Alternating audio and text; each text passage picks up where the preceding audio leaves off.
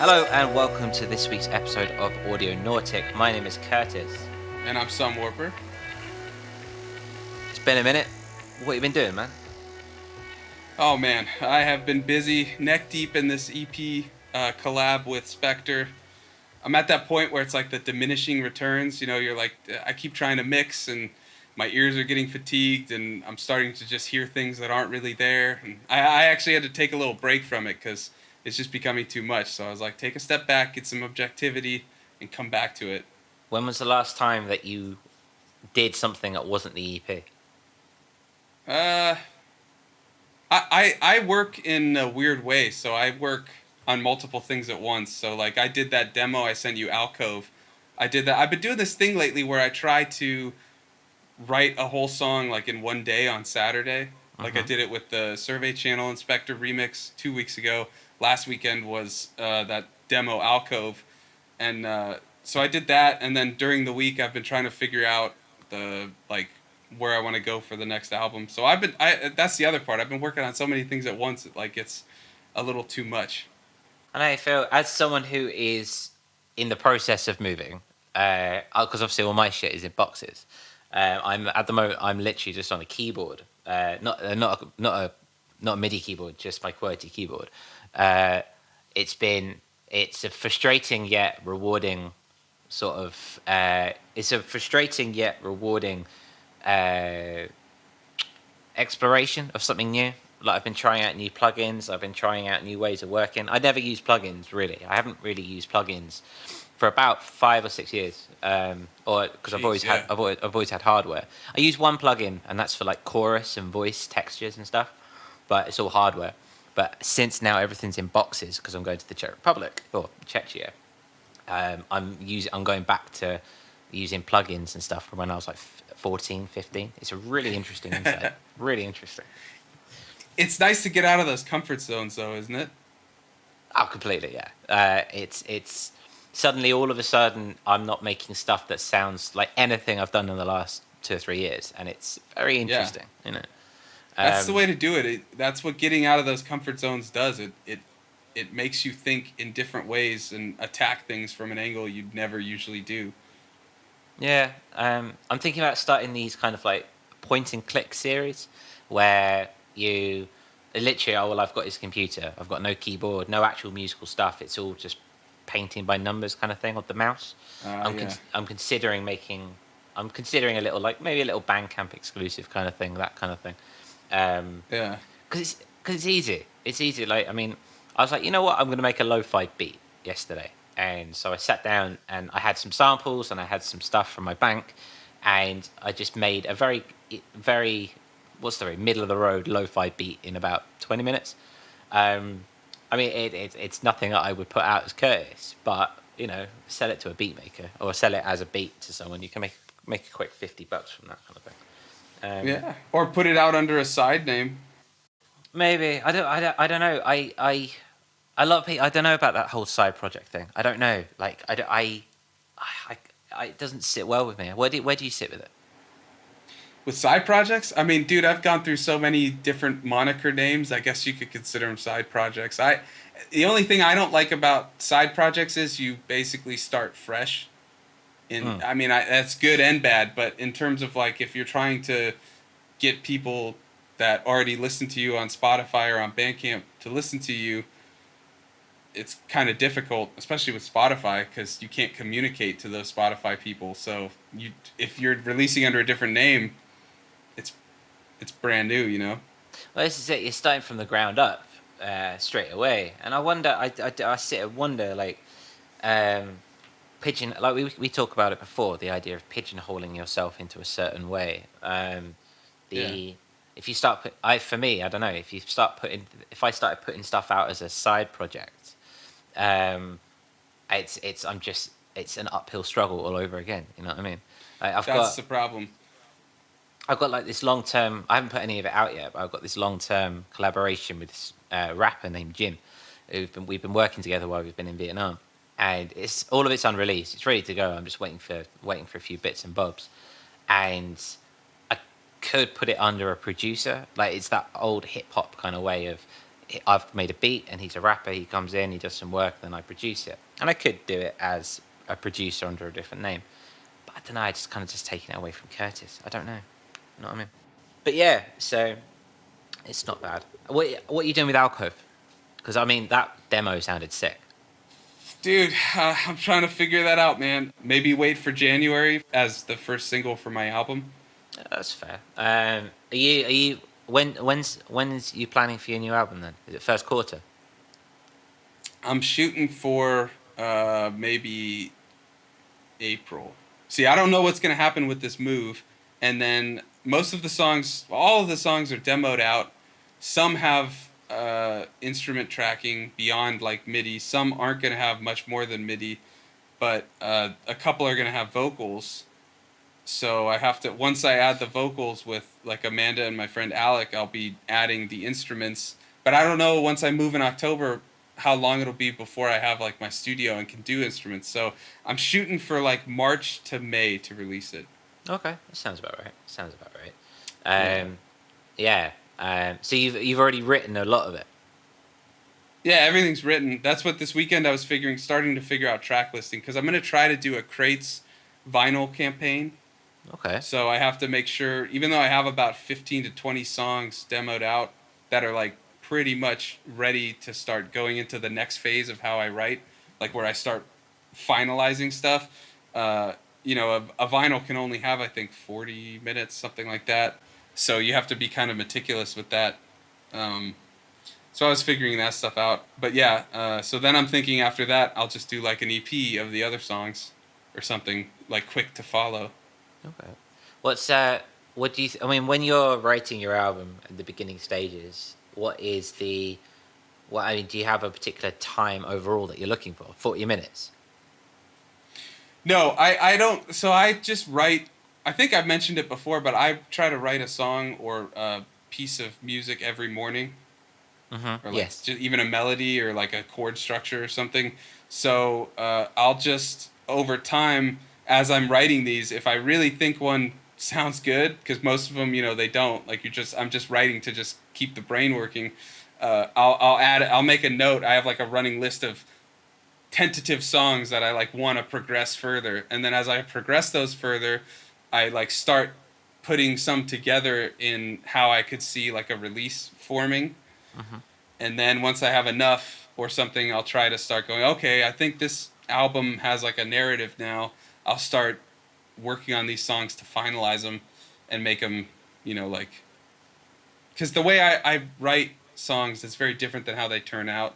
It starts all like MIDI usually, or like just a guitar, and then I slowly elaborate, and then I convert all the MIDI into hardware and go from there. That's fair. I mean, you got your tape deck now. Is that a multi-tracker? Because you could do it on the go. It is. It's a 4-track. So what I'm thinking is if I can't start doing much tracking for the album, I'm going to do like a live vignette EP or something through the cassette. That'd be cool. That'd be cool to see. Yeah. Yeah. Yeah, so what about you? So you released the new EP. That thing is sick. Thank you. I bet you feel good having that thing done with that round robin style and all that. Yeah, I'm glad. To be honest, I'm just glad it's done. If I'm going to be brutally honest with you, I'm just glad it's out, and I'm doing all the emails and I'm sending out. It's well received, which I won't lie, I'm a little bit surprised about. No, it's good, man. It is. It's great. It's nice to see. It's been very well received. Forest Robots wrote some really, really interesting, really nice words that kind of made me gush a little bit. Nice. But it's I mean, it's nice. It's good. It's done, and it's out there. And I've taken the lessons from it, and now I'm back. This EP has been everything that I've been doing for the past couple of months. So I did it, but I haven't. I think I said to you the other week, I haven't actually created anything new in a while. It's all been tinkering with old stuff. So I got back last night, and I was like, you know what? Fuck it. I'm wired. I'm gonna make something new. So I hit up some of my old loops from back in January or February, before Corona, before lockdown, that kind of thing. And just playing around with that and trying to work on, excuse me, just trying to build something new, some new loops, that kind of thing. And it's nice. It's very kind of, It's like Astrolab, going back to that kind of washed out guitar kind of thing. So it'd be nice. I think it's the starting of, because now the EP's done. It's my time to start looking at my album. So where I'm going to go next year. So it's gonna be teasing that kind of thing. Yeah, are you still thinking of remastering or mastering, I should say, the last one, Ebbs Flows? Yeah, I'll do it for the new year. I think once I move to Czech, I'm going to start doing physicals. I've never Nice. I've never considered doing physicals before because no one's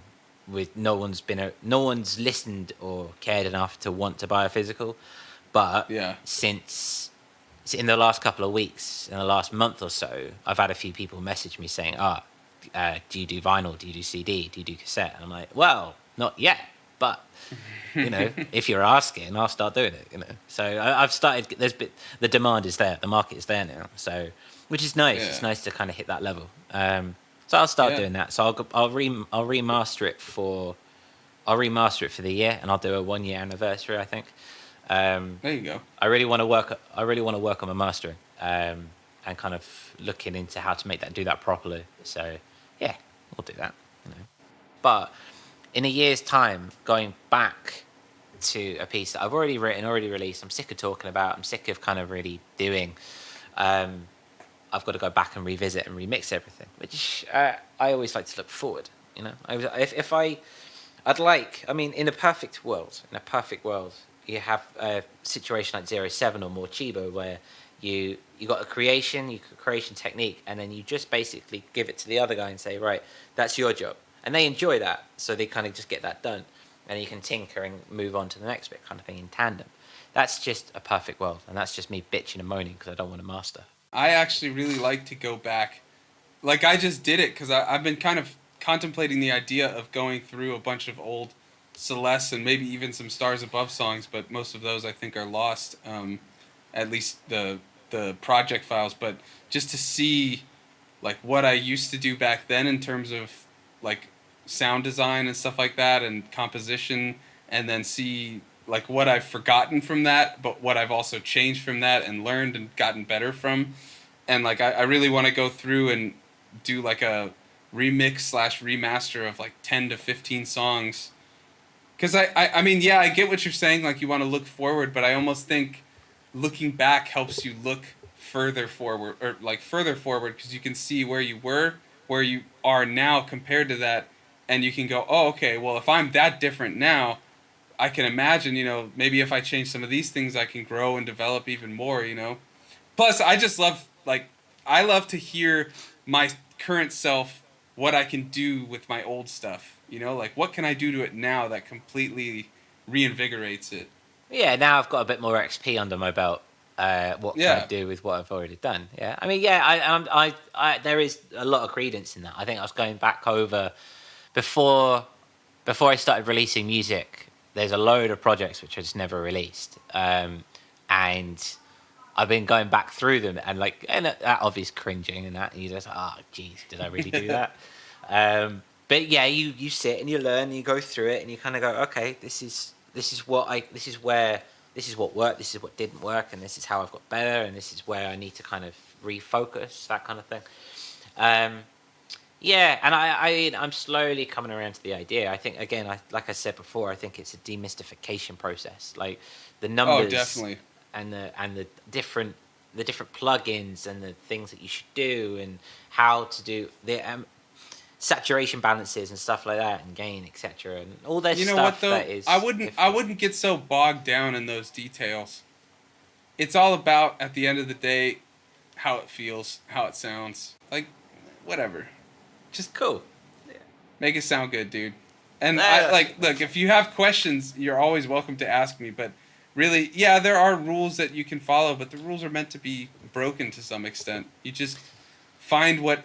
If you have the goal of, I want it to sound like this, and use reference tracks. That's the other big thing. Especially when you're starting to master. You can see the decibels they're hitting, and then you can see why they're hitting that. Or the LUFs, not decibels, but the LUFs or RMS. Is it because they have way less low end than I do? Because your low end is occupying too much space, which is causing the overall volume to go up. So you tinker with taking the low end down to match this other song you're referring to. That's a good way of putting it. I'll take it. I like that's a soundbite for that as well. What you say? Just make it sound good, dude. I like that. Put that on a That's all it t-shirt. is, man. Put That's my motto in life. The Audionautic motto is just make it sound good, dude. make it sound good. We'll put that on a t-shirt. We'll put that on the back, and that'll be. I like that. I like that. We'll make a note of that for the future. Anyway, Someone might call it following the path. someone might call it following the path. What an interesting segue. So this week we are talking with Matt, Survey Channel. This week we are talking with Survey Channel. You have a little bio there, don't you? Somewhat. I do, yeah. Survey gave it to us. So, Survey Channel is an exploration of influences and memories.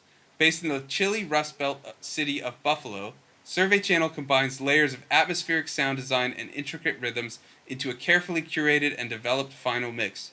Always experimenting with techniques and sounds, he aims to create music that feels outside our present time. Nice. Let's get him online, shall we? Let's do it. How are you doing? Good. How about you? Yeah, I'm alright. It's a nice, beautiful morning here. Nice, beautiful. Can you guys hear me all I right? can hear you. Yeah, we got you. We've got everything you need. Good, good. My setup works. Yeah, it looks like it. Are you just going Discord on your phone? Yeah, I got my little PlayStation headset, like ear set mic. Nice. Haha, Nice. yeah. So You playing some Last of Us while you were talking to us then? that's exactly what I'm gonna be doing. I'll do it.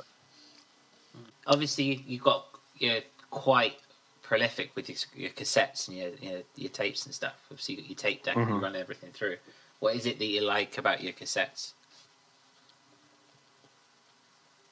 Honestly, it's like just the quality of it, the sonic quality of it, in terms of using it for music. But a lot of it too is this nostalgic factor for me. Like I said, like there was a point where I was younger and probably around middle school age, where no one had, like, we had CDs, right? But no one had like a portable CD player. I didn't have a portable CD player. I had a Walkman. So I was making, tapes from the radio. I was making tapes from CDs I had, and then MP3 started coming around. And I was, scouring the internet for music, like on my old Packard Bell, and just putting it onto cassette for the bus ride and for just, walking the halls. So a lot of it is just tied to that.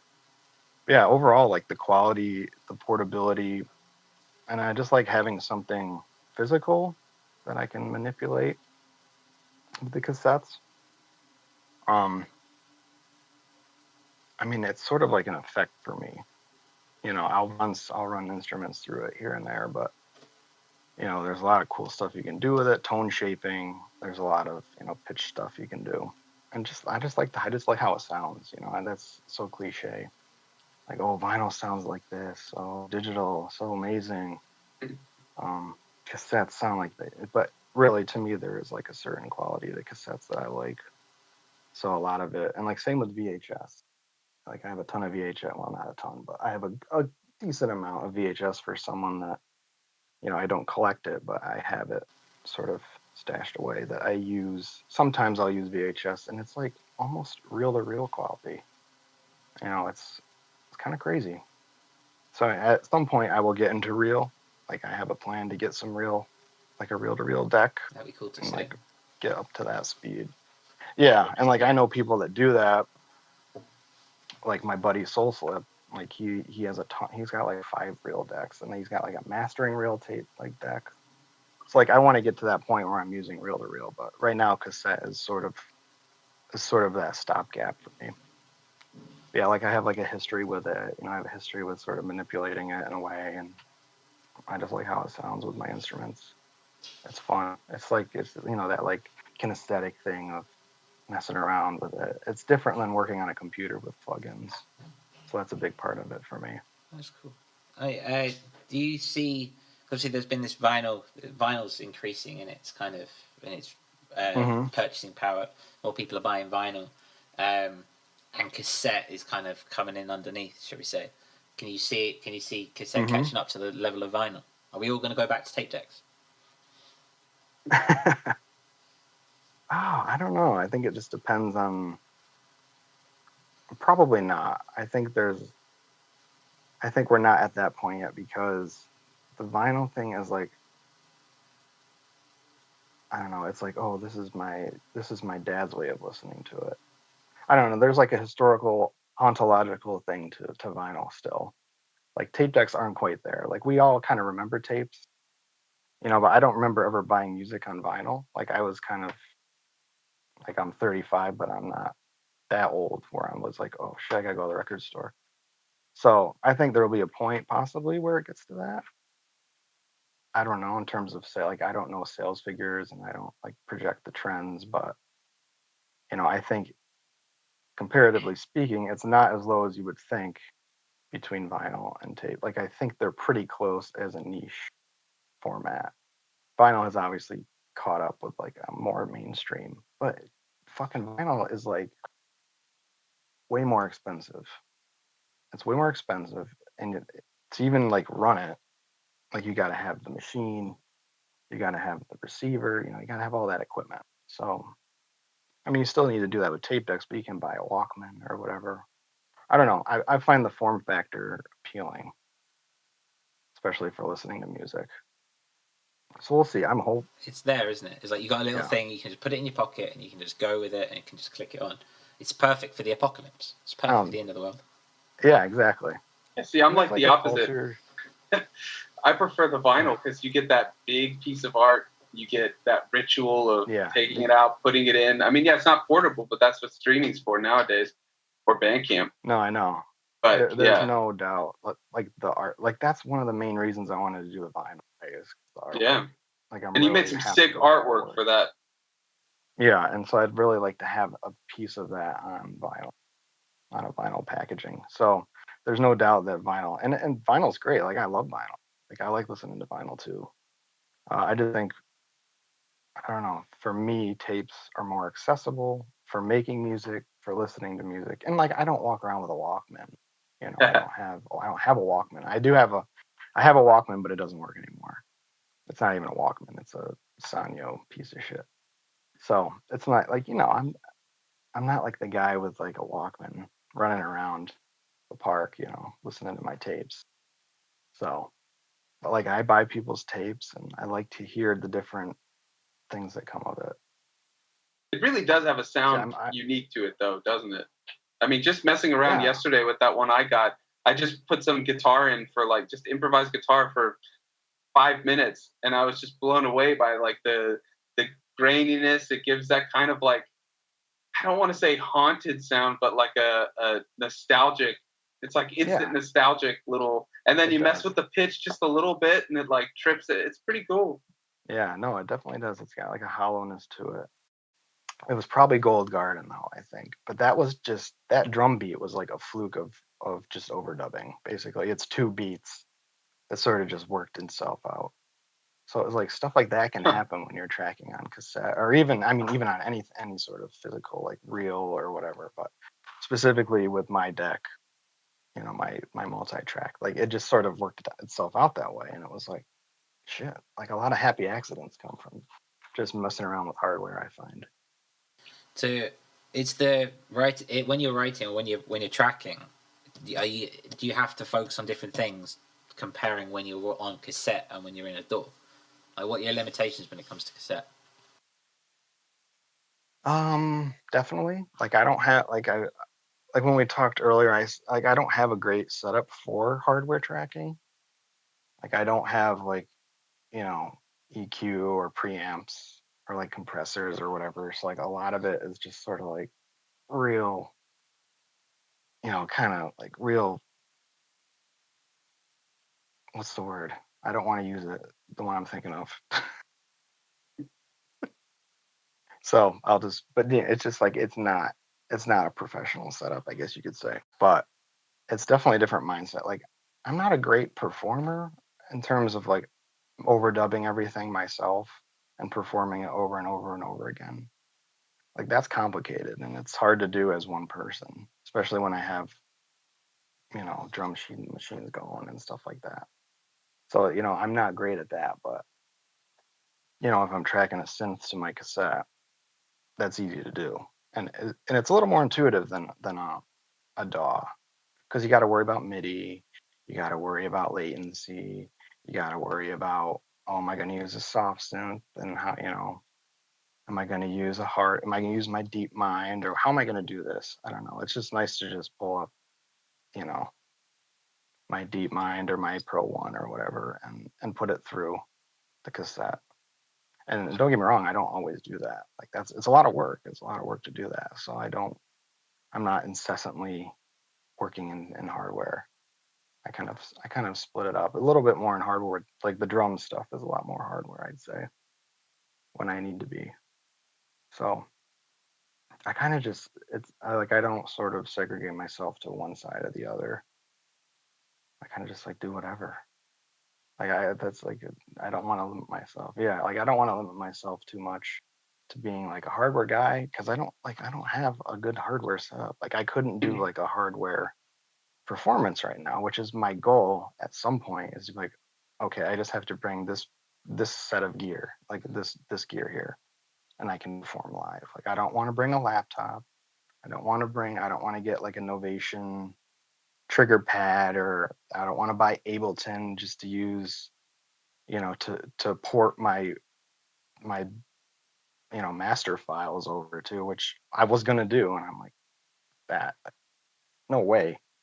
Like that's just me basically building new songs, new loops, new arrangements. So, ultimately my goal would be to work in hardware mostly, but it's a lot of money. It's a lot of money I don't have right now. Yeah. Yeah.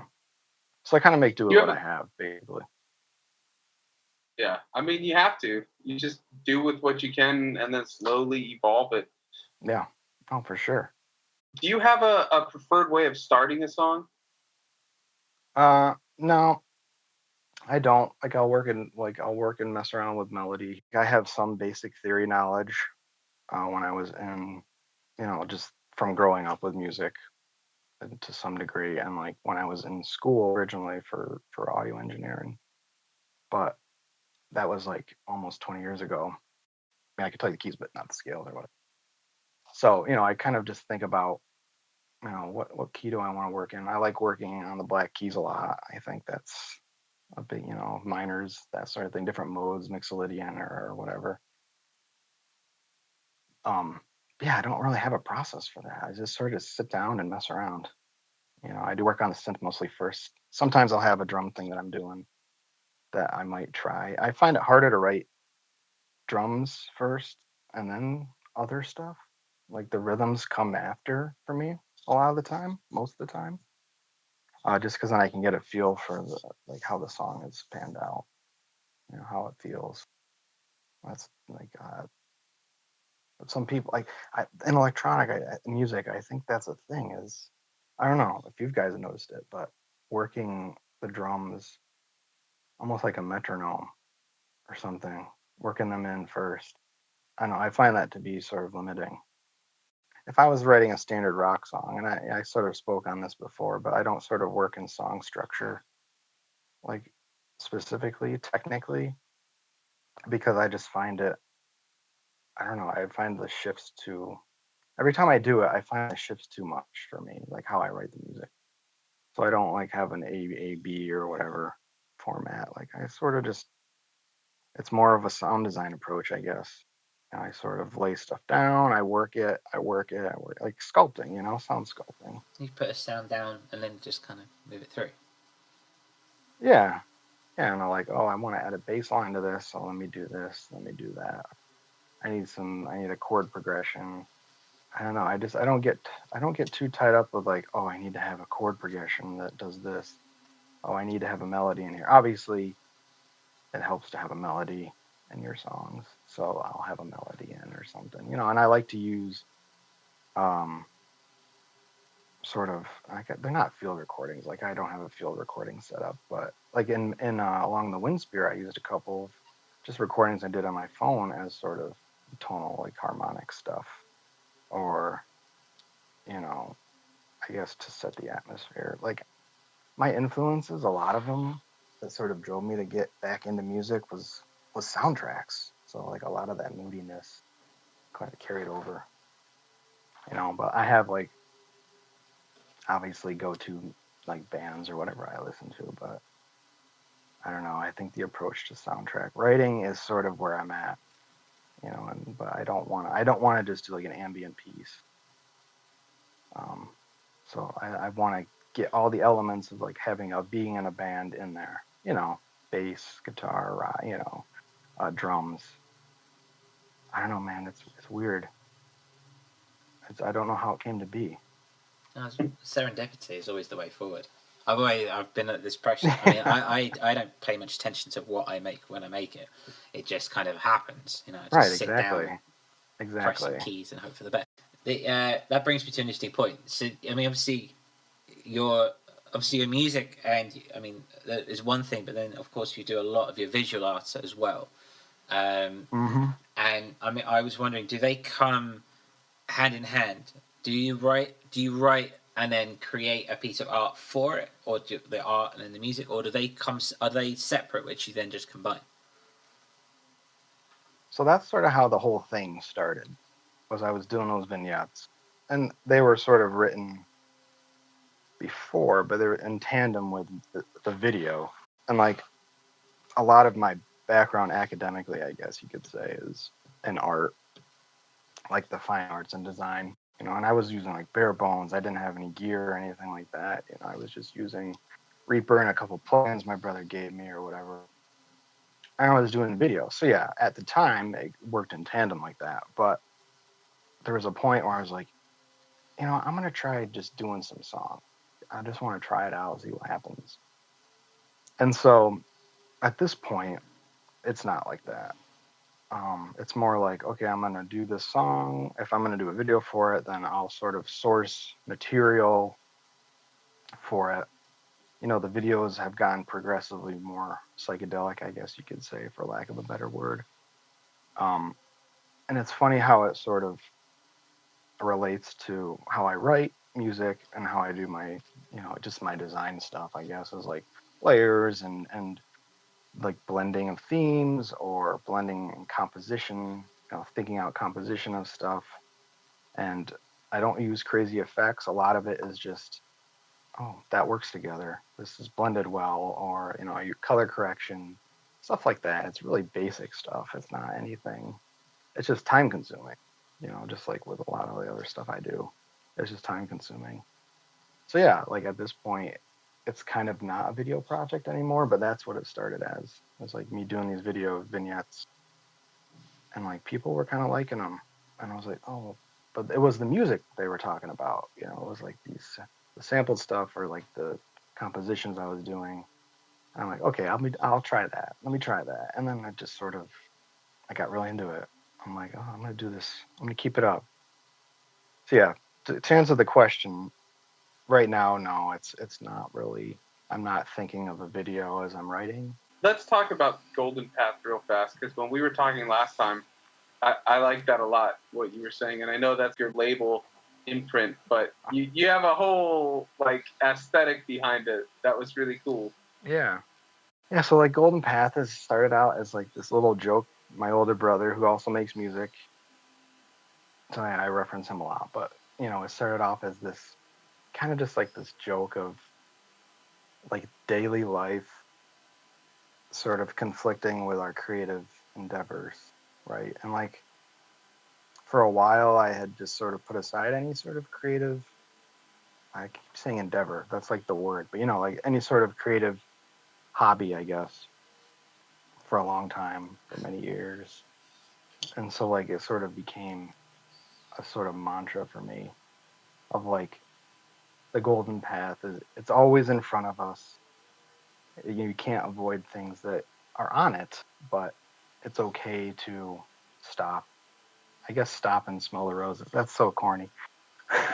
But the idea is like you don't need to rush it. You don't need to end goal.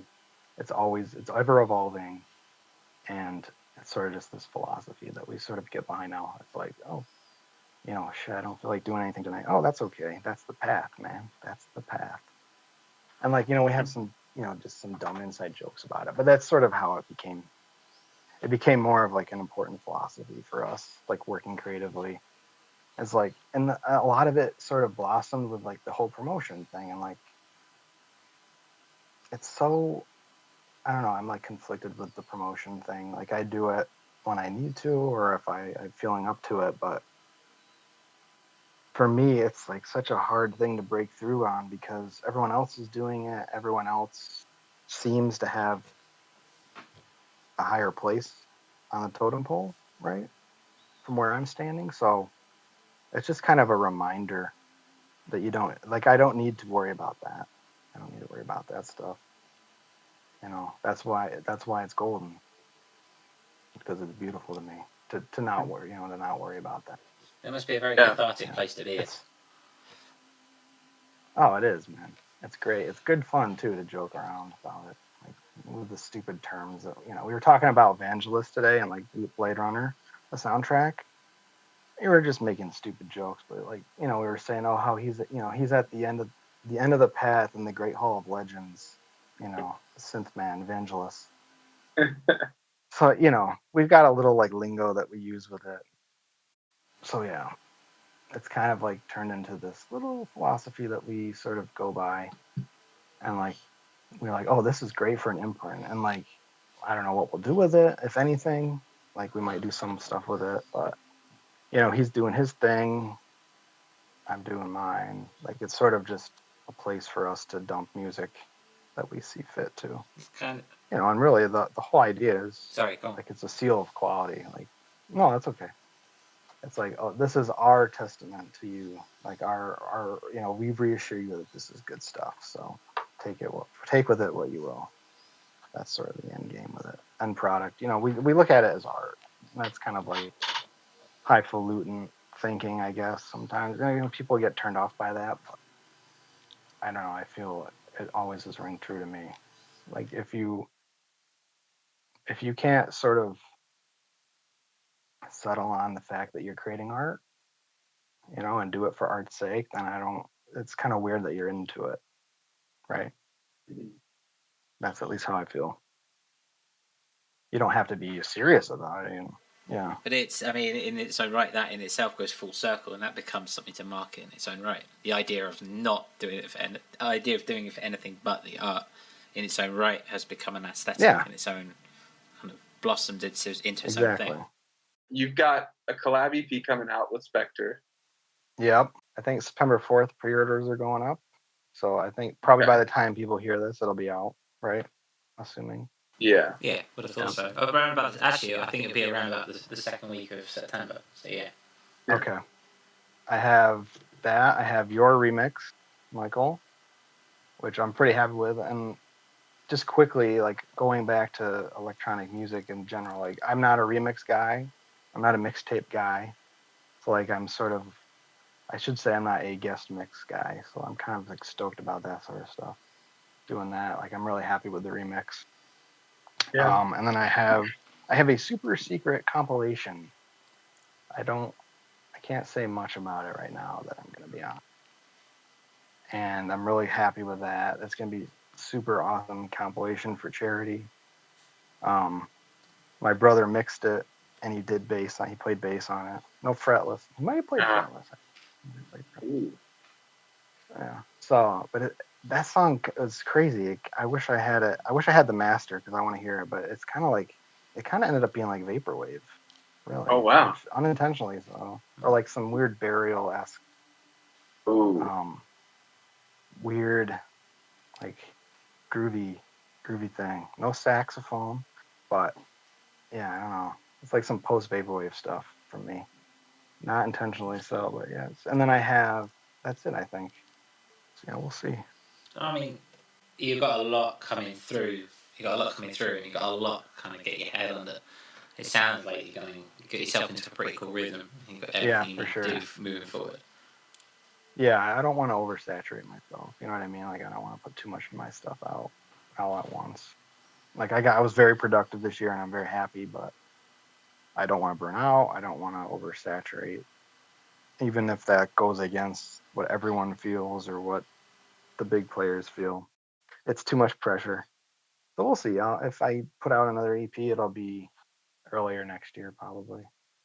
But I might do another compilation with Triplicate actually. So yeah, compilations, and probably if anyone asks for remixes, I might do another remix or two. We'll see how that goes. And Matt, where can people find you on the internet? You can find me at Bandcamp, surveychannel.bandcamp.com, and on Twitter and on your Instagrams. If you want to follow me on there, I don't post anything great, but that's exactly. I beg to yeah, differ. I would have to argue that point, but okay. Well, Matt, thanks for coming on. Thanks for coming out and chat with us. It's been lovely. Yeah, guys, I really enjoyed it. We could do it again for sure. Yeah, thanks for hopping on, man. Yeah, and guys. giving me those drum secrets. No, you'll never know the true secret. No. I don't know, man. We'll see. I have the cassette power now. We'll see what I can do. No, for sure. You just need the sampler now, man. I know. One day. All right, guys. All right, take it easy. All right, man. Later. Good luck the race. Talk to you on. Always good talking with Matt and learning more about the path. We'll have new episodes every Wednesday at 7 a.m. Pacific time. If, in the meantime, you want to get some more, you can follow us on Twitter and on Instagram at Audionautic or Audionautic Sounds, respectively. Thanks for tuning in, and we'll see you next time.